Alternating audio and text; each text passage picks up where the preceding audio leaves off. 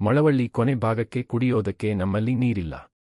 CM DKShi ಅವರೇ ಖುರಕ್ ಆದೇಶ ಧಿಕ್ಕರಿಸಿದ ಬಂಗಾರಪ್ಪ, ದೇವೇಗೌಡರ ರೀತಿ ಪಾಲನೆ ಮಾಡಿ. ಕ್ರಿಸ್ನಿಂದ ತಮಿಳುನಾಡಿಗೆ ನೀರು ಬಿಡುವಂತೆ ಖುರಕ್ ಆದೇಶ ವಿಚಾರ. ಮಳವಳ್ಳಿಯಲ್ಲಿ ಮಾಜಿ ಶಾಸಕ ಡಾ ಕೆ ಅನ್ನದಾನಿ ಹೇಳಿಕೆ. ತಮಿಳುನಾಡಿಗೆ ದಿನಕ್ಕೆ 3500 ಕ್ಯೂಸೆಕ್ನಂತೆ 15 ದಿನಗಳ ನೀರು ಹರಿಸುವಂತೆ ಸೂಚನೆ ನೀಡಿರೋದು ಸರಿಯಲ್ಲ. ನಮ್ಮಲ್ಲೇ ನೀರಿಲ್ಲ, ತಮಿಳುನಾಡಿಗೆ ಬಿಡೋದು ಹೇಗೆ? ಮಂಡ್ಯ ಜಿಲ್ಲೆಯ ಮಳವಳ್ಳಿ ಭಾಗದ ಕೊನೆ ಭಾಗಕ್ಕೆ ನೀರು ಹರಿದಿಲ್ಲ. ಇಂತಹ ಸಂದರ್ಭದಲ್ಲಿ ನೀರು ಬಿಡುವಂತೆ ಆದೇಶ ನೀಡಿರೋದು ಸರಿಯಲ್ಲ. ತೀವ್ರ ಹೋರಾಟ ಮಾಡೋದಾಗಿ ಎಚ್ಚರಿಸಿದ ಮಾಜಿ ಶಾಸಕ ಕೆ ಅನ್ನದಾನಿ.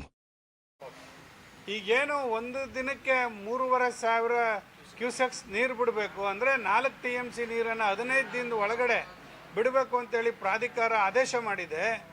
ಇವತ್ತು ಇಲ್ಲಿ ಪರಿಸ್ಥಿತಿ ನಮ್ಮ ಮಳವಳ್ಳಿಗೆ ನೀರಿಲ್ಲ, ನಮ್ಮ ವ್ಯವಸಾಯಕ್ಕಲ್ಲ ಸ್ವಾಮಿ, ಕುಡಿಯೋಕ್ಕೆ ನೀರಿಲ್ಲ. ಅಂಥ ಸ್ಥಿತಿ ನಾವು ಇವತ್ತು ಎದುರಿಸ್ತಾ ಇದ್ದೀವಿ ಮಂಡ್ಯ ಜಿಲ್ಲೆಯಲ್ಲಿ.